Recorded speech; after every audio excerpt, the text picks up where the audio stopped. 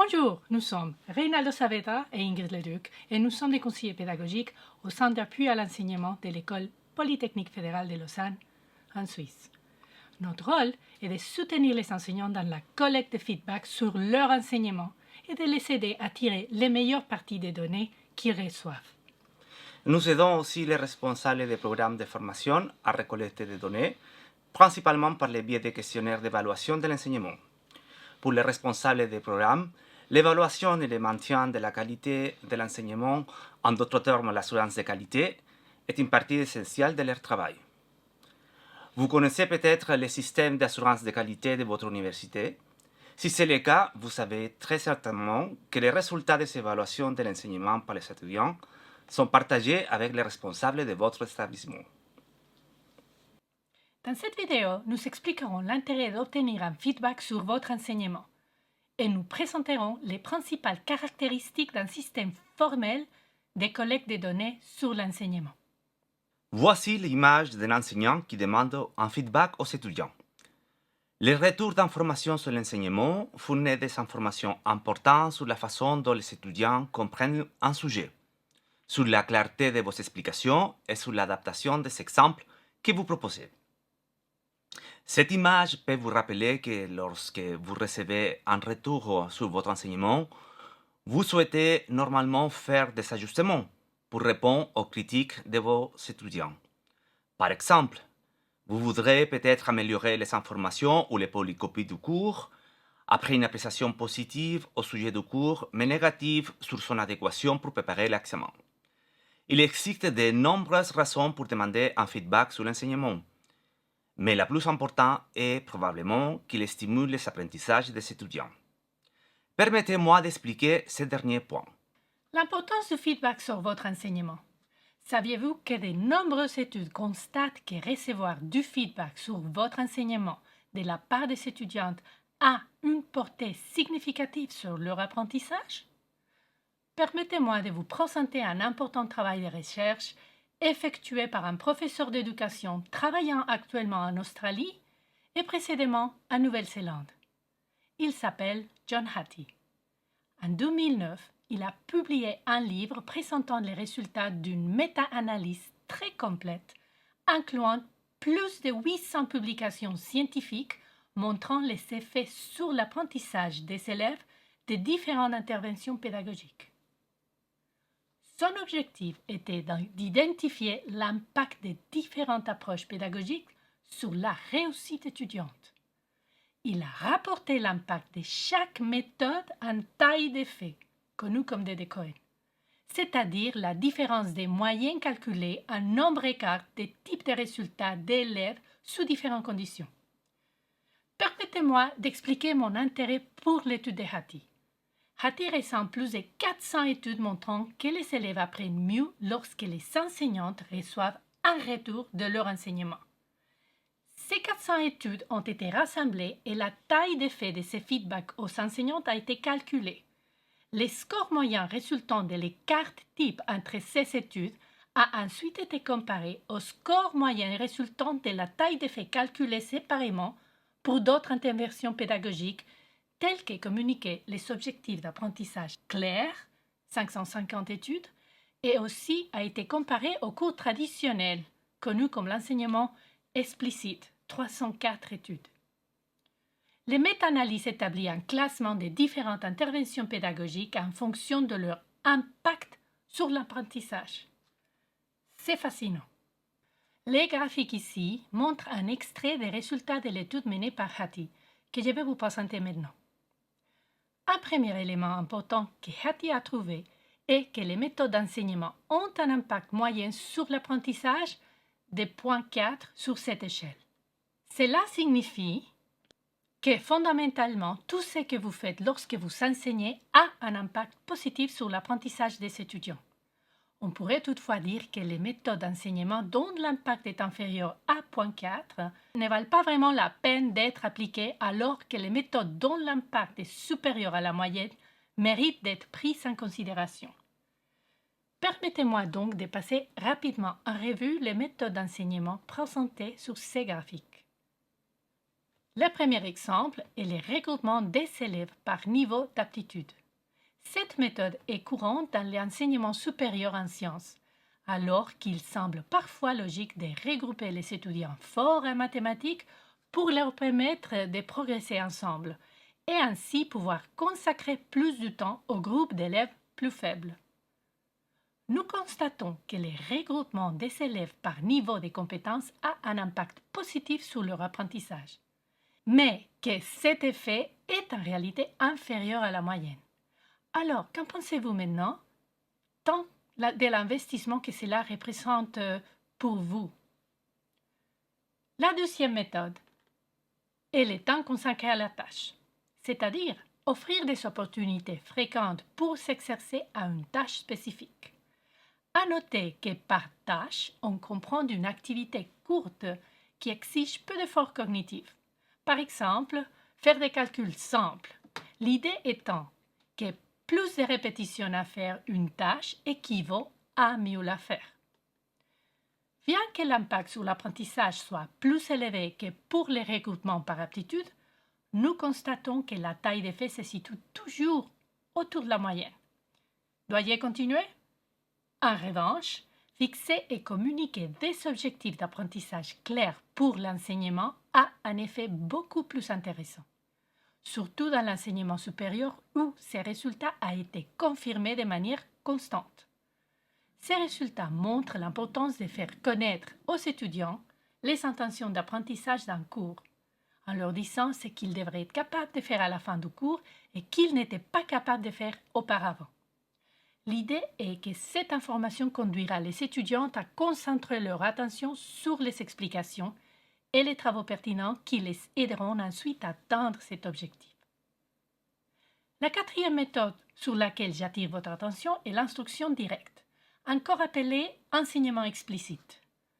Alors qu'un cours magistral, frontal ou l'enseignement présenté peut être lent et ennuyeux, lorsque les étudiants s'engagent en prenant des notes, en posant des questions et en répondant pendant un cours magistral, les résultats augmentent au-delà de la taille d'effet moyenne de 0.4. Nous arrivons maintenant à la partie que je trouve la plus intéressante. Le dernier élément de cette liste est le feedback sur l'enseignement. Hattie a conclu que le feedback en général, tant pour les étudiants que pour les enseignants, est l'une des tâches qui a l'effet le plus puissant sur l'apprentissage. Le feedback pour les élèves, par exemple, se produit lorsqu'on donne un feedback sur une solution ou un projet, ce qui aidera les élèves à changer la façon de travailler et se concentrer sur les domaines à améliorer. Maintenant, soyez attentifs. Hattie a conclu que le feedback des élèves envers l'enseignante est encore plus efficace que le feedback donné par les enseignantes aux élèves et il y a l'une des scores les plus élevés, à 0.79. Lorsque les élèves informent les enseignants qui n'ont pas compris quelque chose, cela rend l'apprentissage des élèves visible pour l'enseignante, lequel peut par la suite mieux adapter l'enseignement à la classe. De la même manière, lorsque les étudiants donnent un feedback à l'enseignante après un cours sur ce qu'ils sont appréciés ou pas, cela aidera l'enseignante à adapter son cours pour la promotion suivante. L'étude de Hattie donne visibilité aux raisons selon lesquelles il est important d'obtenir un feedback sur l'enseignement. Et c'est pourquoi son livre s'intitule Visible Learning, apprentissage visible. Nous espérons maintenant que vous avez compris les preuves qui soutiennent l'idée qu'il est très important d'obtenir des feedbacks sur l'enseignement. Passons maintenant à l'examen des outils formels et informels qui aident les enseignants et souvent les institutions à obtenir un retour sur l'enseignement. Le type de feedback le plus courant que vous recueillerez auprès de vos étudiants est probablement de type informel. Regardez votre auditoire pour vérifier si les étudiants suivent ou pas où ils sont l'air perdus. Vous pouvez proposer différentes activités à vos étudiants, par exemple, répondre à une question rapide ou un quiz pour confirmer qu'ils ont bien compris le sujet. Lancez un sondage en ligne ou leur demander de réaliser une activité de réflexion en binôme ou une autre activité de groupe. Cet aspect de l'enseignement est naturel pour la plupart des enseignants. De nombreux enseignants qui ont dû passer soudainement à un format enregistré au début de la pandémie de COVID-19 nous ont dit à quel point ces aspects de l'enseignement en direct leur manquaient. Au niveau du département ou de l'établissement, votre université dispose peut-être déjà d'un système centralisé d'évaluation et de retour d'informations des étudiants. Ce système peut être implémenté comme un moyen d'assurance qualité. Par exemple, il peut s'agir d'une exigence ou d'une agence ou d'un organisme d'accréditation, ou comme un moyen de contrôle interne de la qualité et d'amélioration continue. Un tel système formel de feedback ne peut jamais être parfait car il tente de satisfaire plusieurs acteurs en même temps. Nous examinerons les détails dans un instant.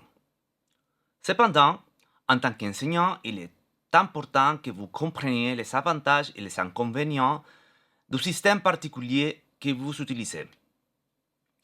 Il est fondamental que vous réfléchissiez à la manière dont vous pouvez utiliser les données collectées dans votre établissement au profit de vos étudiants et de votre propre développement en tant que professionnel.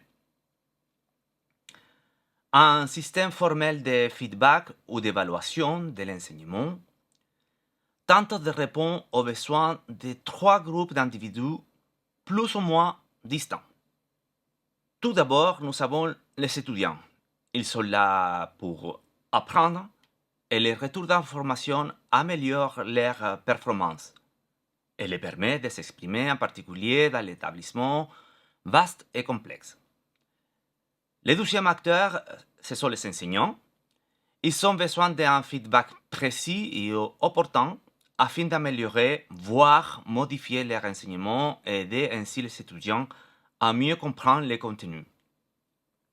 Cela peut conduire à une satisfaction personnelle, ainsi qu'une reconnaissance professionnelle et parfois à une récompense.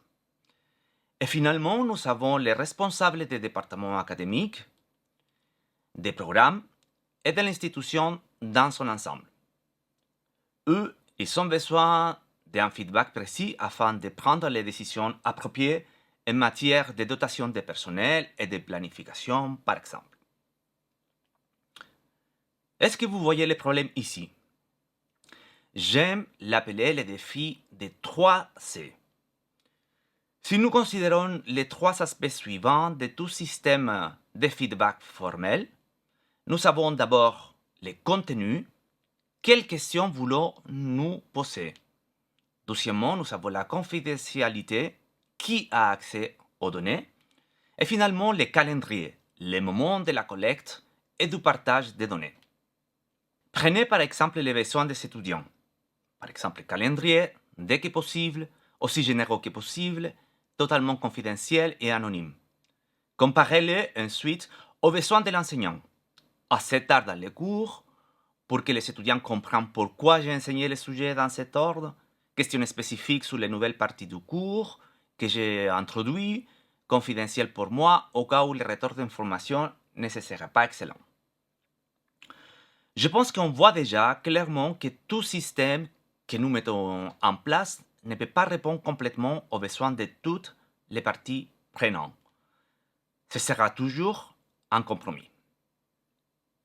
Tant que tout le monde comprend qu'il s'agit d'un compromis, ce n'est pas un problème majeur, mais il est important de mettre en place une sorte de système de révision régulière afin que les compromis deviennent dynamiques, qu'ils puissent changer et s'adapter aux besoins changeants de l'institution, des étudiants et de l'enseignant, ou répondre à des facteurs externes comme la pandémie COVID-19 et son effet sur l'enseignement supérieur.